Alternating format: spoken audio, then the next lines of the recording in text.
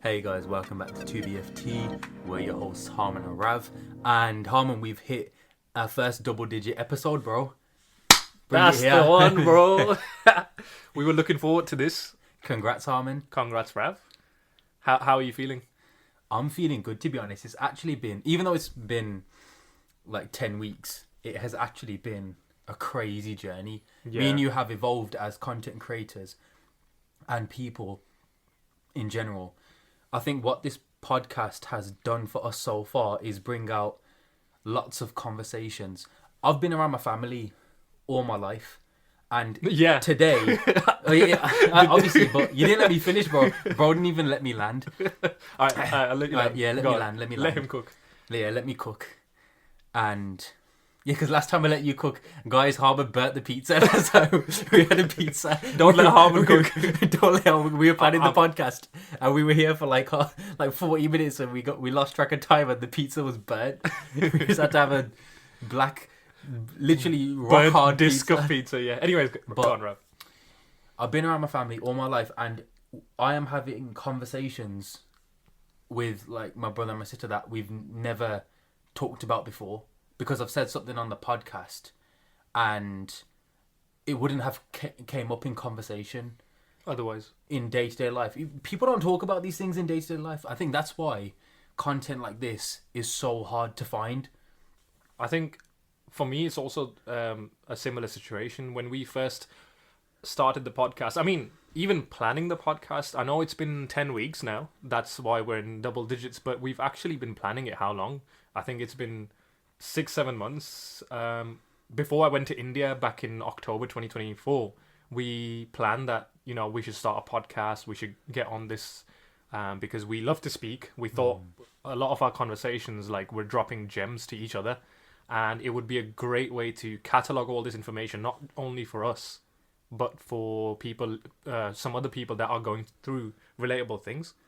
What you mentioned about you're always with your family, but these kind of topics and conversations are now coming up and you're speaking about these things. I have a similar thing with my family, like with my mom. What the podcast has allowed me to do is effectively put into thoughts my feelings a lot of the times that I can't really express to her in other ways. So I can even tell my mom that, hey, do you know what I actually feel about a certain topic? Listen to the podcast we've just made last week. We speak about this thing, and also it's giving me, and I think you'll feel this as well. I feel like it's giving us more confidence to talk about not just the topics we talk about in the podcast, but anything in general. It's giving us more confidence outside in the real world to kind of bring up these topics in a way where we're not rebutting people or telling them they're wrong, but we're challenging them in a way to create conversation, to get their ideas. And I think now I understand it now, where not everyone has to come to an agreement with the conversation. Sometimes it just has to be where two people have made their points, you've had a conversation, you'll have more in-depth knowledge of what I mean, I'll have in-depth knowledge of what you mean, vice versa, and we go our separate ways.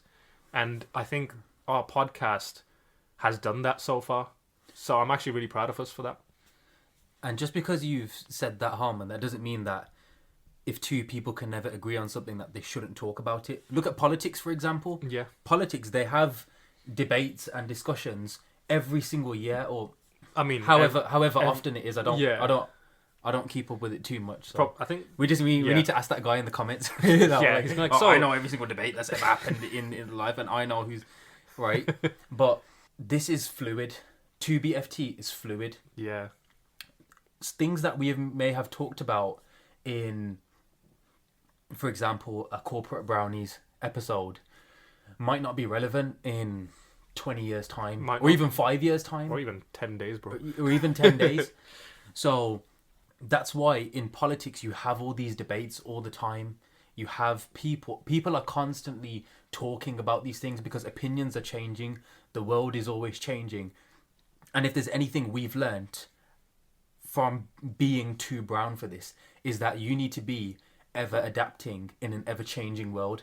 Our parents need to be. As you grow older, Harmon, your mom has to adapt to, your thoughts change, the way you act changes, the things you want change, you're gonna be in relationships and get married and stuff like that, and or even though it's your first time doing all those things, it's also your mom's first time seeing you experience all those things. So she's not gonna have a clue on what to do or what to say or how to act. So all of us, we're all on our one journey in life, and it's our first time doing everything. I turned 23 years old. I'm going to be 24 in May. This is my first time being 23. And when I turn 24, it's going to be my first time being 24. I saw a funny meme on Instagram, actually. It was like, oh, act your age. And it's like, how can I act my age if I've never been this age before? So it's kind of like that. But we're here to compel thoughts.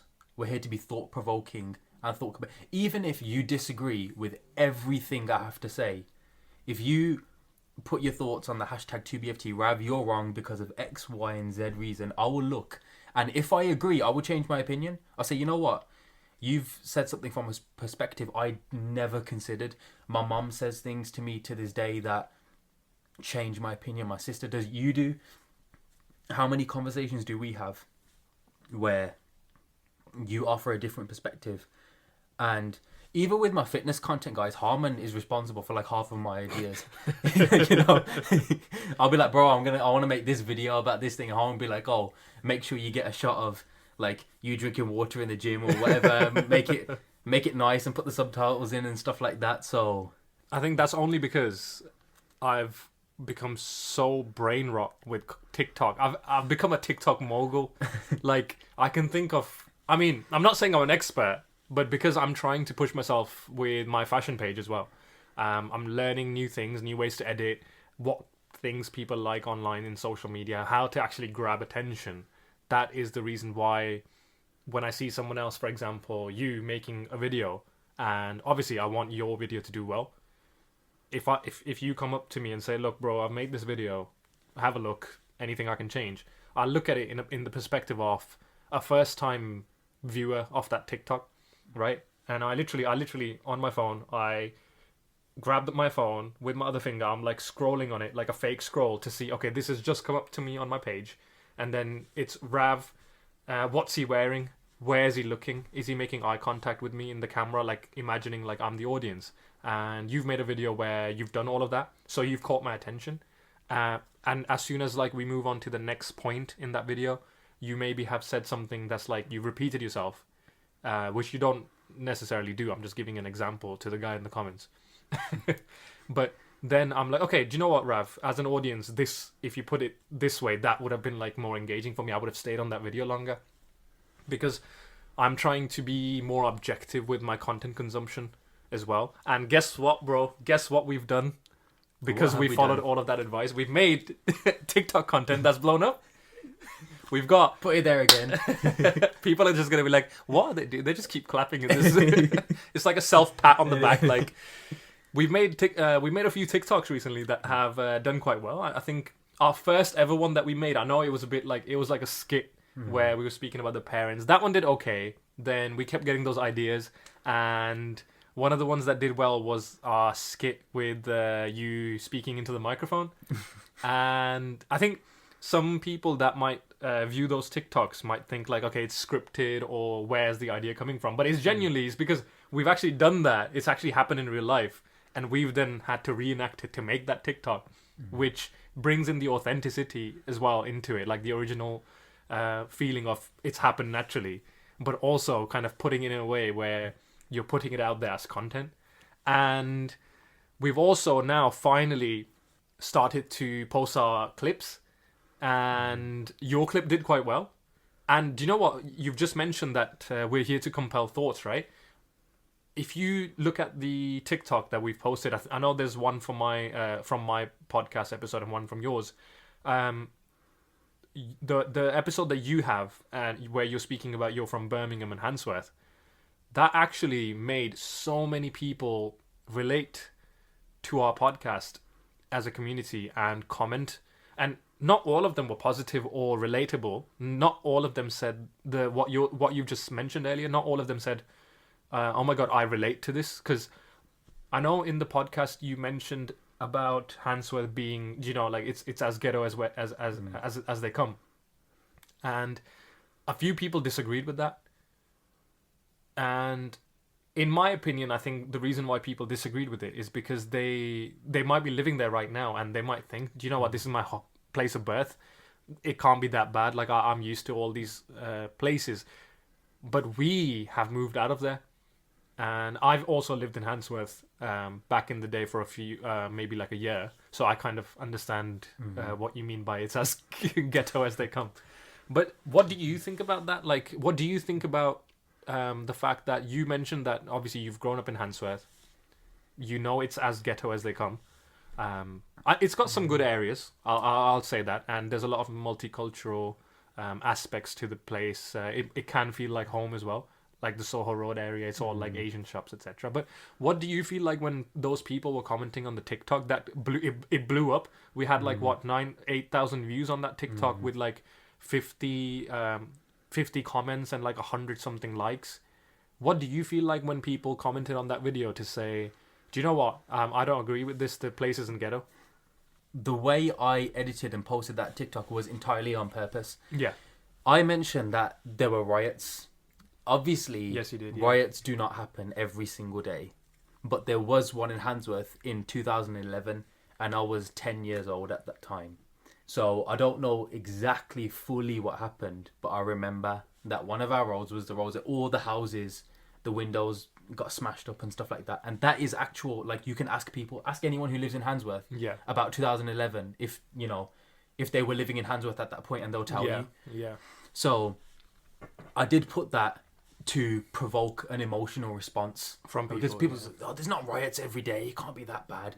But then why is it not that bad? What are the good things about Handsworth? Because you just said it can feel like home. You have the Soho Road shops. Did I say that in the podcast clip? No. But you've said that because I've provoked that thought. Yeah. To get you talking. Yeah. That is why we're doing this, because we want to hear what other people are saying. We are saying what we're saying and what we think, but we just as much, if not more, care about what you guys have to think and say about it. This episode, we're reflecting back on where we've come from and where we're going and the journey that we've had to get to double digits. We're still going quite strong with the episodes. Our motivation hasn't died down. I know some people might create something, it might not work in their way, and they might choose to let go of it, pursue something else. We're still doing this, and I think, Rav, you'll agree with this. Is like, this is what we decided on. We said, even if it is just our moms listening to the podcast, we have 2 viewers. I say that, but I know one of our podcasts gotten 0 views. So, mothers, you need to listen to the podcast, mom and auntie. We're relying on you. You need to comment on there saying, "Beta, you did really good." Like, because it's also like we expect that blessing from them now. Like, we know, because they're our biggest supporters. And when we started this, I don't think we thought about it in our head like, oh yeah, we want all these fans and people listening to us. I don't think we started it for that reason. I didn't. I don't think you did either, did you? I think no. Genuinely, the way I was thinking was that I came up to you and said, Harman, this is a thing that I've not seen people talk about. I think we should talk about this. Are we qualified? Do we have every experience that every South Asian has ever had in their life? No. And can talk about everything? No, not a clue. Are we going to get arrested for some things that we don't talk about on the podcast? Yes. But no one knows everything. Yeah. And genuinely, we have even changed our thoughts towards this podcast in just 10 weeks. We originally started it just to post our podcast and that's it. Yeah, then I remember that. Then we wanted people to connect with us on a, personal level. Yeah. So then what did we do? We made Who is Rav and Who is Harman detailing our stories. Yeah. So that everyone who listens to us can connect and know our stories. Either you relate or you don't, but either way, that will still compel thoughts and get you talking, and that is the main reason. And it gets. Sorry, Arman, I'll cut you off.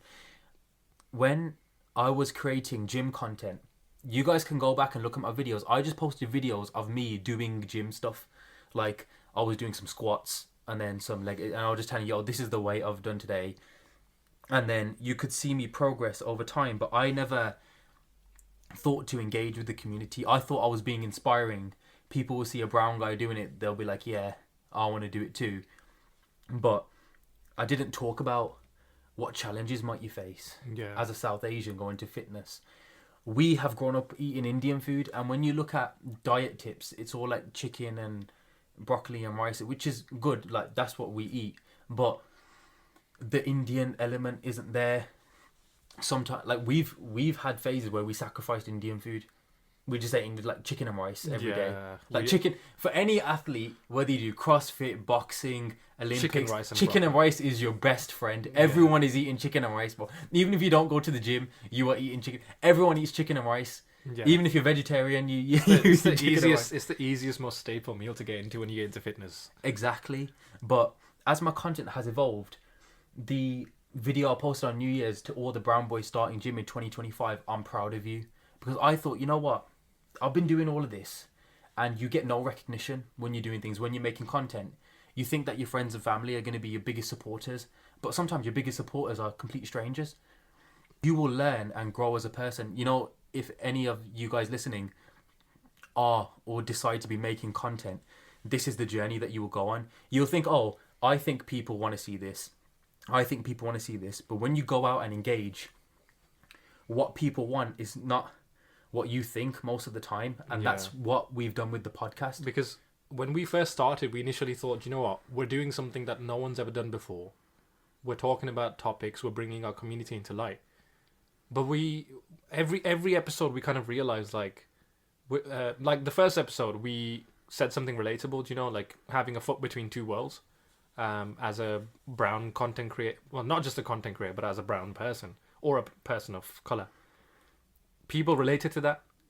But the next kind of feedback that we got was, who are you guys? You know, as you mentioned, like, then we made the episodes of who is Rav, who is Harmon. Then we got the feedback to kind of shorten the content, but like have it more as a conversation between us. Because we realized that we were going into the podcast community kind of in a thinking that we're speaking to an audience over the microphone constantly. It's not what people really want from a podcast. I don't want it from a podcast either. And obviously our audience, our BFs, are the ones to tell us what they want from our podcast. But it's also our own vision. So we started kind of combining that into one and going from there on. You'll notice that each week, every single week, we've improved upon one thing. That's either the kind of cohesiveness of the podcast or the content of the podcast, maybe making it more engaging. We're still improving. We're at double digits now, but every single episode we're improving onto something.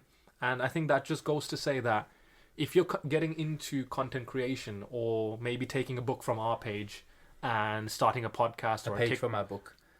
you said taking a book from our page. It's because I'm built different. It's because I'm built different. Bro could take a book out of a page. Exactly. If you take a page from our book, right? We went into it thinking, do you know what? It's a constant journey, and you just have to sign up for the journey. You can't sign up knowing the results, expecting results, goals. You can have targets to reach. For example, one of our targets was that we want to do it consistently. Look, we've set that, and would you agree with me, Rab, that we've set that as a achievable target? We haven't said to ourselves like, yo, we're gonna get to like 1 million followers, you know, like in 1 week. We said to each other, look, the only way people are gonna engage, and that's what we want. The only way people are gonna engage with us, which is what we want, is if we're consistent and we actually listen to people. We actually talk to them like they're human beings. You'll vouch for this. You've looked at our stats. Yeah. We've had podcasts where not everyone has been able to listen to them on the day of the drop. But a week later, people have actually blown that one up. They've listened to it, right? It shows that we have evolved our podcasting strategy so much in such a little amount of time. The first episode, I remember people were saying, Yo, you guys didn't even answer each other's questions. Yeah. Oh my god. I was like, Rav, so what do you think about this? And Rav's like, Harmon, do you know what? Like, Musk is like a great guy, you know? So, the way I originally approached the podcast was to get my thoughts across, and the people who would relate would engage. But I forgot to think about what Harmon was saying. I just wanted to put my thoughts across. So I wasn't even engaging with you. So if I wasn't engaging with you, how are we even going to engage with an audience in general if I couldn't even engage with the person who's sitting right next to me, who's asking me the question to my face? So it's like when you're watching a TV show, the characters are always talking to each other. They're not looking at the viewer and be like, "Oh, did you hear that? Did you understand that?" Yeah. Type your thoughts in the comments. you know.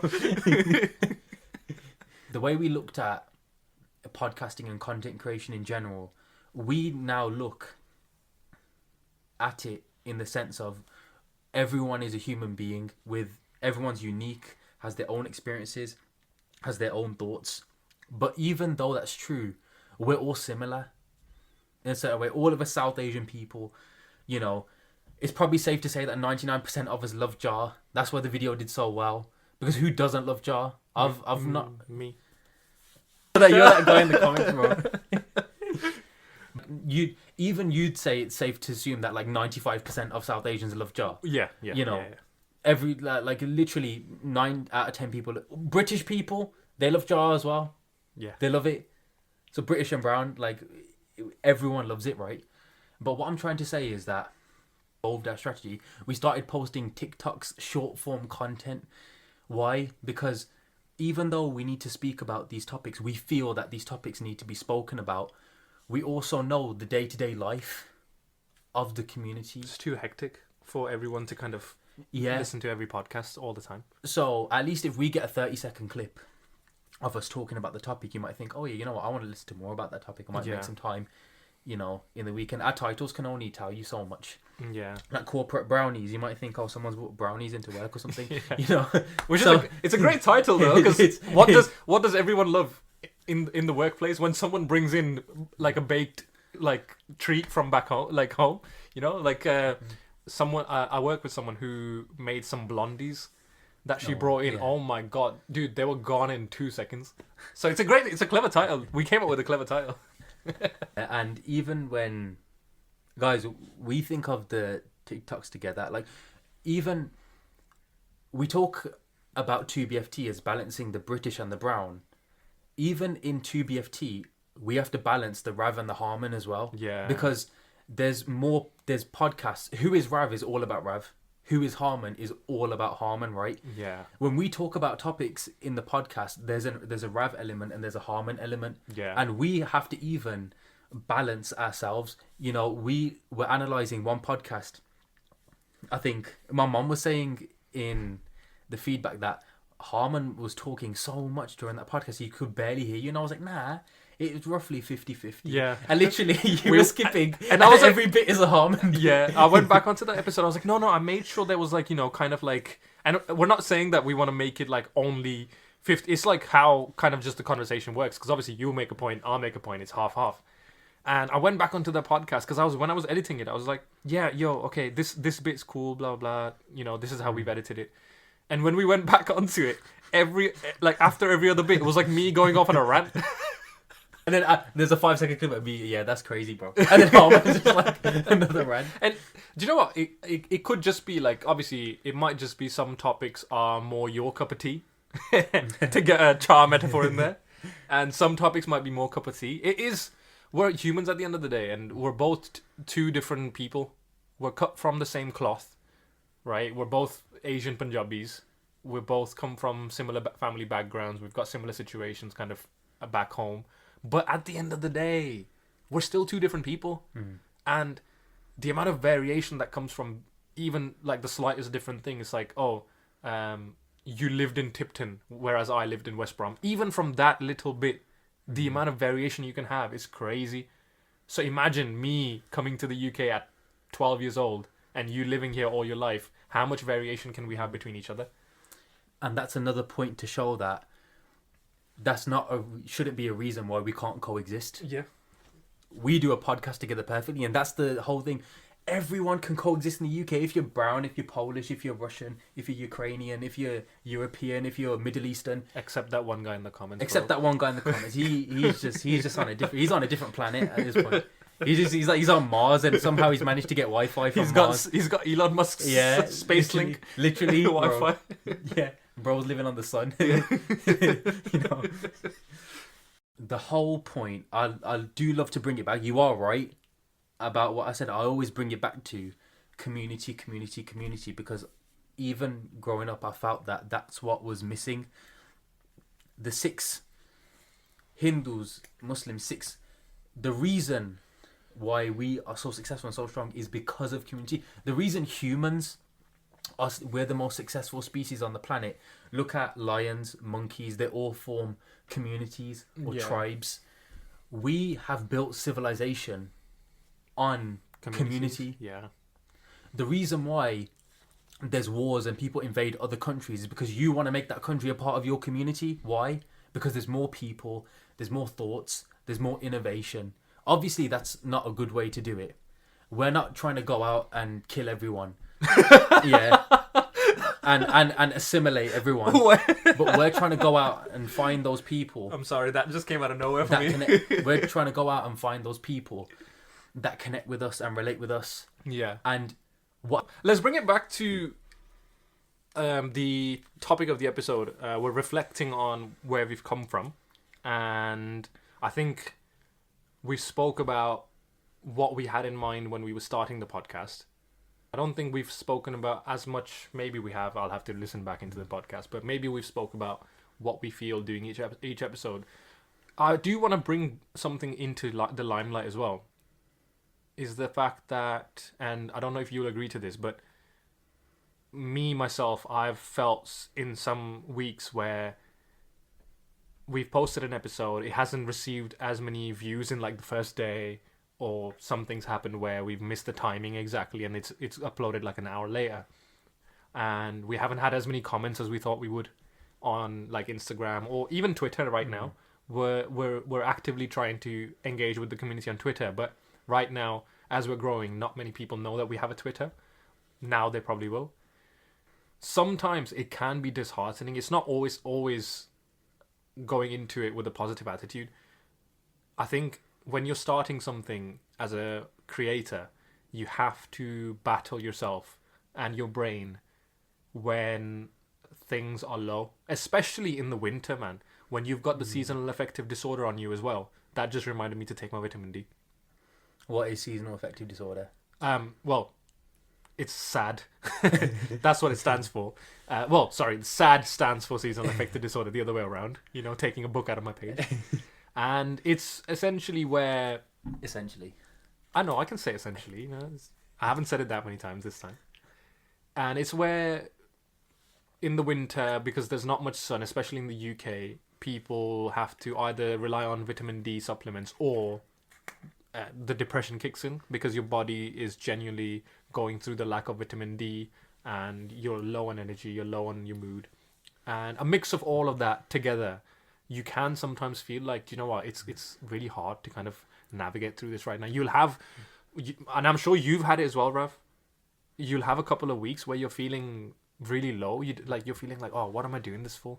Like, we didn't last week, we didn't get many comments. No one really cares. I can be late to the episode. I can post the episode Sunday instead of Saturday. Like, we don't have to stick to our schedule. We don't have to be disciplined, you know. It's just a fun thing.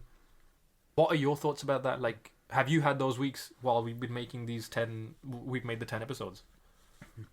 I had one, like, last week. Yeah. Or, like, in the past couple of weeks, it's been a bit difficult. What you have to remind yourself of is that with anything in life, if you have a great enough why, it will always outweigh the lack of motivation that you have. And with content is different. So I don't know why. Because imagine, before you go into that, tell me what you were feeling. What happened? What was the situation?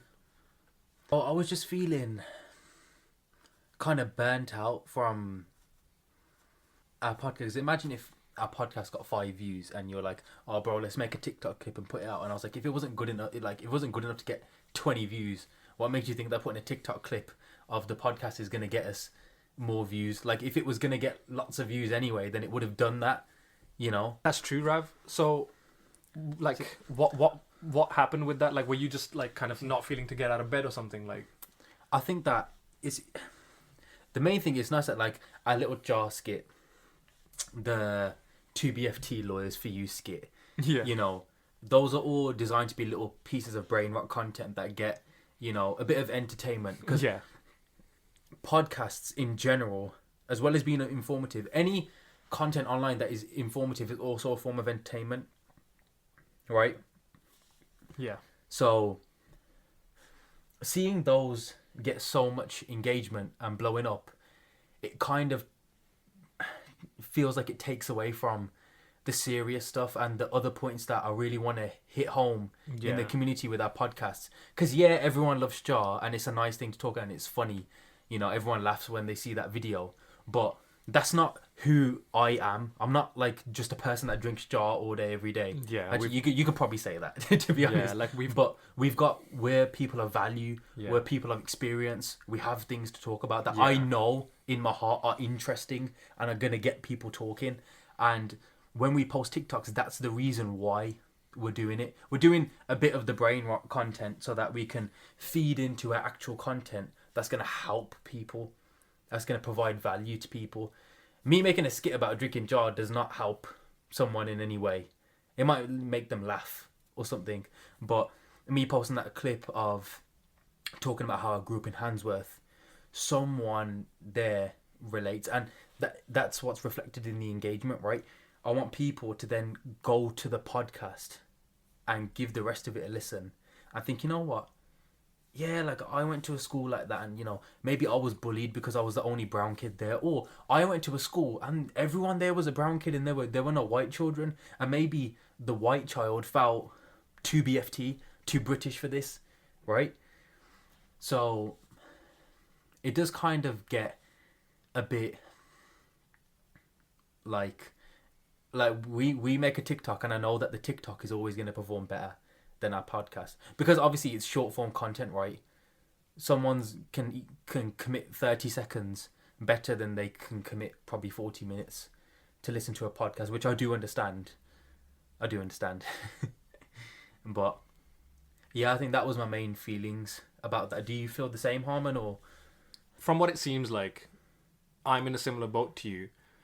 When we're feeling down, we've got the seasonal affective disorder on our head, as well as, you know, when the content's maybe not performing as well when you first posted it.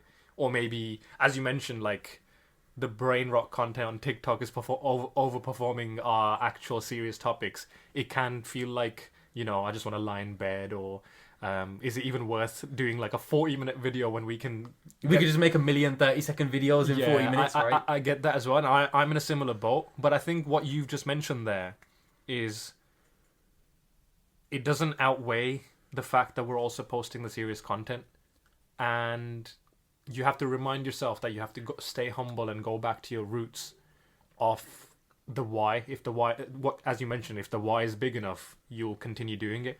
And for us, when we started, the why is still the same as it always was. We want to create that community. If it takes us 5 years, it takes us 5 months, it takes us 50 years. At the end of it all, even if it is a small group of people, even if it's like, imagine we have like 20 people in our community that actively engage all the time, and 30 years down the line, we all meet up, and it's 20, let's say it's 20 BFs, you know how we call them BFs, it's 20 BFs, and we're all going out for a meal. How good would that feel, bro? Like, we've made an impact to those 20 people's lives, and because of that, we've reached out to them. We're out all together out for a meal, and it's like a self-help community that we've built, and that's always been kind of like the why behind it all. So I am in a similar boat to what you mentioned, and I think that's how we kind of deal with our low mood days. I think we're both similar in that regards. We're always aiming at like the future. We're like, the present will pass. We live in the moment. Obviously, we track our analytics. We make sure that we're taking on feedback, genuine critical feedback that we need. Maybe in one episode our sound was completely off. Obviously, it'd be foolish to not listen to that because we're listening to the people that listen to us.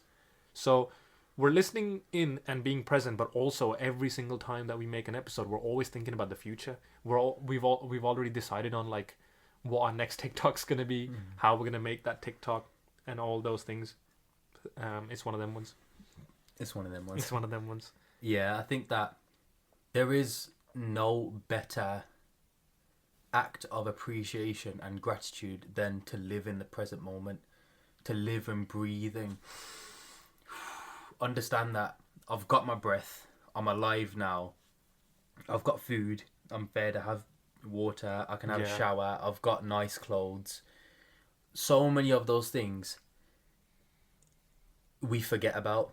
You look at your analytics and get depressed, but because you forgot about all those things, because you're trying to live in where a different version of yourself is. That version of yourself is coming, but this is the version of yourself now who you are living with. And what's happening is that this version of yourself you're not accepting.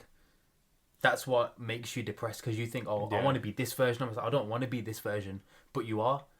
You can choose to be happy in this version of yourself. This is who I am. Even the mistakes I've made.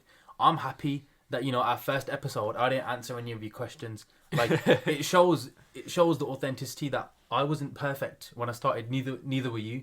We didn't even ask each other the right questions. And it shows our growth. It shows that we're actually, like, you can, because sometimes I feel like, and I think you'll agree with this, you can't quantify growth. But with us, with our podcast, bro, you literally go back into our episodes and you can see that we're growing. We're like bouncing off of each other. We're actually answering each other's questions. And I'll tell you guys, we've literally done like 4 different processes. So the first time that we recorded the podcast, we just went for it. Yeah. So we literally had no script. We hit record. Nothing. We just hit record. We did a little mic check to make sure the mic was working. And we just went for it, and we're like, yeah, we'll just edit it after. And what we wanted to do was edit out all the ums and the ahs. Every single one. Every single one. It took us like 10 hours to edit it. Oh my god. Like I remember that. Holy crap. So that week Rav handles a lot of the social media, he handles the engagement, and I handle a lot of the editing of the actual podcast. And I remember I said to Rav, like, bro, this took, like, for some reason, no, it wasn't the first episode. It was the second episode. It was the Who's Rav episode. It's because the first episode, I remember, it was quite, like, it was an introductory episode, so we kept it small. So we edited it in, like, 6 hours, 4 hours, something like that. Because of that, we thought, the next episode, we can edit it out in, like, 4 hours again. Boy, were we wrong. 10 hours later, I was depressed. The seasonal affective disorder hadn't kicked in, bro. I was genuinely depressed because, obviously... Didn't it get deleted as well? Oh my god. It got deleted. It gets worse. It gets worse. Yeah, so... Because, obviously, I don't want to let you down. I've promised you that, okay, the podcast will be edited for this day, right? And because you're doing your part of the engagement, I got to do my part. I got to edit the podcast, get it ready, and up for uploading. So... I was editing it, and this is like coming up to midnight the night before when we have to upload. And at that time, we were uploading on the Wednesdays. And this is like at 11:15. I'm like finishing the edits. Everything's kind of done. I've had to pick out a lot of parts from the podcast, kind of rearrange them and everything. I go and I click back on the editing software, not knowing that instead of pressing save and exit, I exited. And it deleted the whole file. And holy crap, Rav.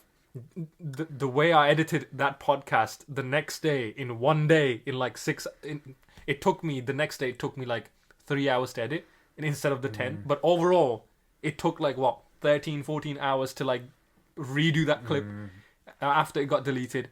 And it was chaos, but we still got it done. Because that's how we roll in 2BFD. We are, what's the word? No excuses. No excuses. What's the word I'm looking for? I keep forgetting words when I'm on this podcast. Disciplined. No. When I'm something to you. No. You have to be something. You have to keep accountable. because I was accountable to you. I was like, look, I gotta get this podcast episode out. So we finally did it, and it was mayhem. But that's growth. We've learned from that. Now I think our podcast episode edits. We've given ourselves more time. We've agreed on a different schedule as well, and we get that done. But that was a little fun story for everyone. And then the second episode, the reason why we had to rearrange so much. So I actually answered Harmon's questions in that episode, so that was improvement from the first. Yeah. But then what went wrong with the second episode? It was because we decided to collect our thoughts, script a tiny bit, like talk about what the points we're going to talk about are, and then yap about one point for 5 or 10 minutes, and then pause it, and then come back. That's what broke up the whole flow. And a story that I was talking about, 40 minutes in, that's where you had to put it back to where 12 minutes was, where I was growing up in school. Because you asked me, what was school like, and then I started talking about, school was like this, and then when I was at university, and then when I got a job, next thing you know, I forgot to say what my story about school was about, and you had to put that bit as the first bit, right? Yeah. So even in the next episode, Who is Harm, we said, look, we're gonna script a tiny bit more, but not script as in have every single word there, but to keep us accountable to sticking to the points and answering the question. That was another bit of progress. And then by episode 4, episode 5, we weren't even pausing and resuming anymore. We were just going with it, because we actually realized this is what we want to talk about. This is our points. Then what happened on, I think it was episode 4, episode 5, where you were speaking loads. Yeah, I think it was yapping loads. So then there was another bit to improve upon. Yeah. Come episode 7, 8, 9, or 10, we're actually getting feedback. These are the best episodes we've ever done. Yeah. Yeah. So one of our the Lost in Translation one, I think that one, and this is coming from my mom. My mom is quite critical of our episodes because she wants us to do well. So she's always like, okay, this is what you should improve on, blah blah. And I'm sure your family does that as well. Your mom and your sister do that. Yeah, my mom hated our picture. They go, you gotta take a new picture. You gotta go to home and take it every single week. Then you gotta go to home and take a picture. Got to take a picture. Oh yeah, that's another thing we've done. We've got a new picture. We got a new picture. Yeah. So my mom actually complimented that Lost in Translation episode. She said that's one of the best ones we've done so far. And do you know what? I don't know about you. I felt like after that episode, I felt like, that was like so natural. It just came, kind of like the episode just kind of came out of us. It was a weight off my shoulders, because I've always been not insecure, but I've always been hesitant to speak Punjabi all my life. And kind of coconuts will relate to this. Sometimes you kind of avoid people who just speak Punjabi, so that you don't have to like do that awkward. It's when there's language barriers, it just makes interaction so difficult. We rely on language so much. There's only so much you could do with your hands and your body language. Yeah, unless you can you could do sign language, then it's different. Yeah, but the other person still has to understand sign language. Yeah. So if someone does a bunch of sign language at me, I don't know sign language. I know hello and goodbye and like this one, flip the finger in it. I know that one, but the other ones are like, the Italian, like the okay, yeah, that's very good. I know that one, but anything else, I don't really know, right? So now, what was I doing? I was trying to speak Punjabi in front of the whole world potentially, because even if the podcast gets 3 views now it's still accessible to everyone. Like 5 million people can listen to that and listen to me butcher stuff in Punjabi and stuff like that. But I know that people in the community will relate to this. There are people out there who feel the same way. If I don't take that first step to connect with these people, then they're never going to feel like they connect with anyone. So I feel like a coconut. I feel not ashamed, but like that part of me is missing that I need to go find and get back. So if other people feel that, then yeah, of course I'll jump on the podcast and test me with the Punjabi and stuff like that. Whereas coming back from it before, I would have been hesitant. I would have avoided people, so I wouldn't have to speak to them, to then go to, okay, let's do this on a potentially global scale. I think it's great that we're reflecting on ourselves in this episode, because like you just mentioned, potentially global scale, people are listening to us talk about all these things, give our opinions. You not feeling comfortable but coming out and being brave and speaking Punjabi and doing the quiz. Myself, I've always kind of felt the need to have. So when I first came to the UK, I got called a freshie because of my accent. Not I could speak English, but my accent wasn't there. When I started school, I picked the accent up. I mean, even now you can tell that I'm not fully British with my accent. You can tell. Some people can. Some people might. So I get like American mixed in quite a lot. People are like, "Oh, is your accent American? Like, you're not from here, are you?" Or they're like, if I tell people about when I moved here, they're surprised. They're like, "Yo, you speak English perfectly?" And I was like, "Well, yeah, I can speak English perfectly, even in India. It's just that the accent's different, or some words that you'll say are different phonetically, how you would say it in India." So, for me, I think, and I'll go off of what you've just said, is I'm being brave in the sense of coming out here and speaking to the potential global audience and getting my voice out there. It's something that I've always been kind of conscious about back in the day. Now I think I'm more confident now. I embrace my culture and the way I am a lot more now because I am unique. I have my experiences for a reason. I've come to the UK, assimilated into the British culture, kind of got like a weird British accent mixing with like American / Indian here and there. But that's me. Like, no one can take that from me, and I don't want anyone to take that from me. So that's me being brave, coming on here, speaking. And do you know what? It's easy for people to give feedback about, okay, you did this wrong. This is how I would have done it. You don't speak clearly, this and that. But they forget the fact that we're just two guys that have started this from my bedroom, and we're not professionals at this. We're going to get there as long as we don't stop. But we've also got our own challenges. We've got our insecurities. We've got our time limits that we bypass. We face off, and we show up every single week to do this podcast because we want to build this community, as you said, but also because we love this.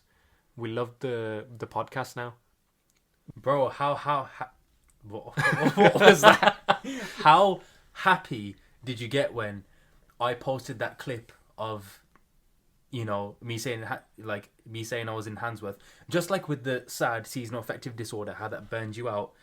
Look at how quickly you can get happy when you see the engagement.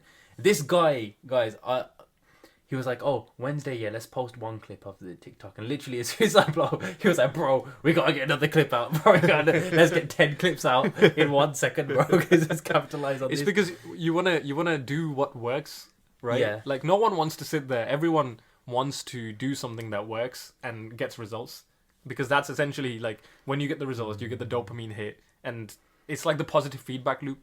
And I firmly believe in that. I don't want to work around the negative feedback loop. Like, you do something that doesn't work, then you change it. You'd rather, and it's much easier to do something that works and then keep doing it. That's the thing with humans. We are all hardwired to be negative. Yeah, that is actually scientifically true. Sorry, just to add that in there.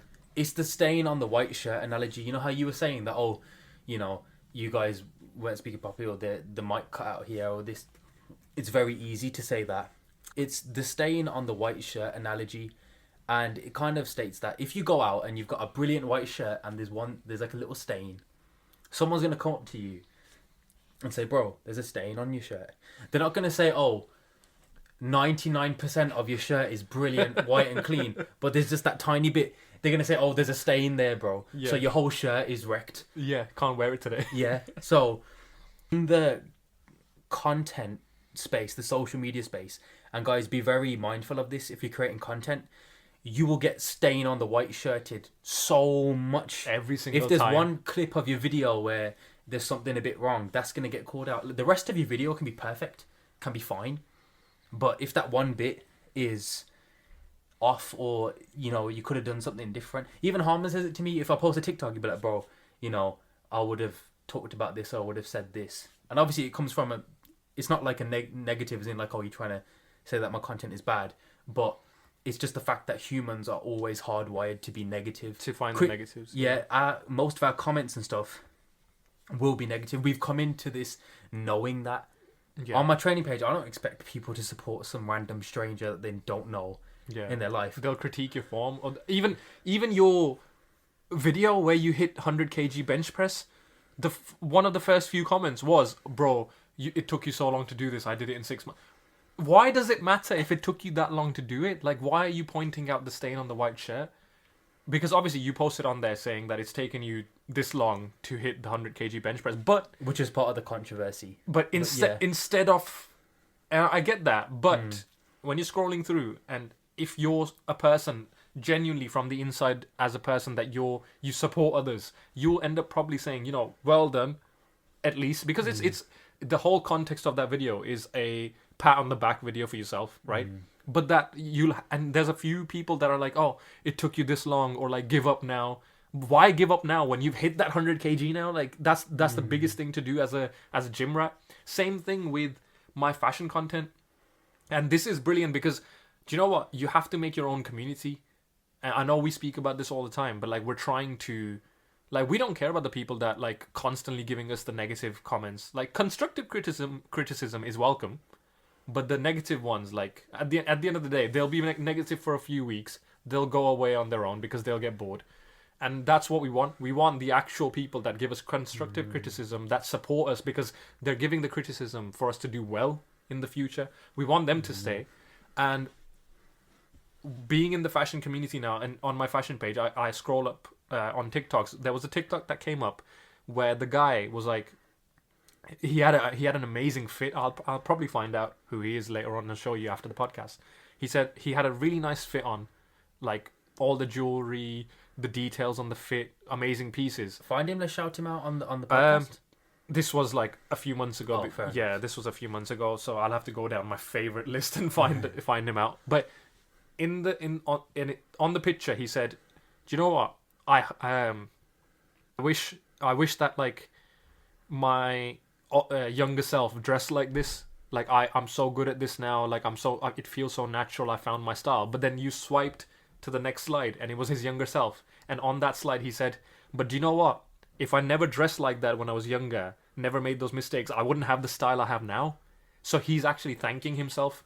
And it's the same with us, with the podcast, and with our training and fashion pages. So for podcast 2BFT, for your Rav Cyan training page, and for my OMG Harmon page, we wouldn't, like, for podcasting, we wouldn't be here speaking to each other off script, completely going off, like, you know, with our thoughts, just and doing what we do best and yapping. But we wouldn't be here if we didn't make the episode 1 and 2 and 3 the way we did. Same thing with your training page. You wouldn't be at 100 kg bench after 9 years if you didn't make those mistakes at the start. I wouldn't be now. What did I tell you earlier when you walked into the room? Bro, I found my style. I've bought some jeans that I like and they make me feel comfortable. I found my style now. How did I find my style? Because I made those mistakes. I actually, I've got one of the, if you remember my video where I've got like 11k views, people were rinsing me on that video because I posted a few pictures of saying, you know, who says brown boys can't dress? And everyone was rinsing me. They were like, yo, they can't dress, or you should not post this video. Like, this is not a good look for brown boys. But I wouldn't be where I am now if I didn't take that video as criticism to improve on myself consistently, to get to a point where I can say, look, brown boys can dress. I'm into the community. I can dress. I'm learning how to do it better.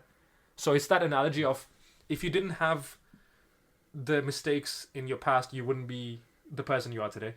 That's what I was trying to get to. And as a point to kind of add on top of what you were saying, it's the fact that everyone is right all the time up until the one day that they are wrong. Like, Mr. Beast is a prime example. He was making YouTube videos for 4 years, and then he had like 6,000 subscribers. And then in that 1 year, he blew up to 1 million. So for those 4 years, people must have been saying to him, "You're never going to make it. Just quit now, bro. Just quit now, bro." Yeah.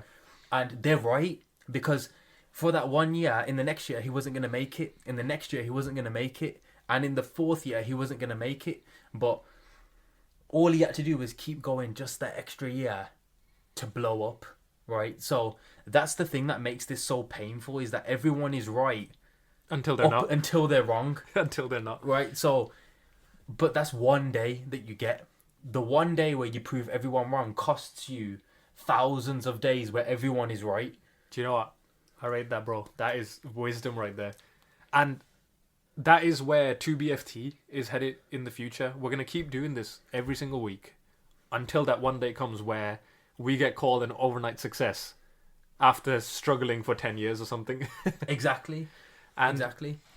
why don't you tell the BFs now what's our general plan for the future and where to reach us?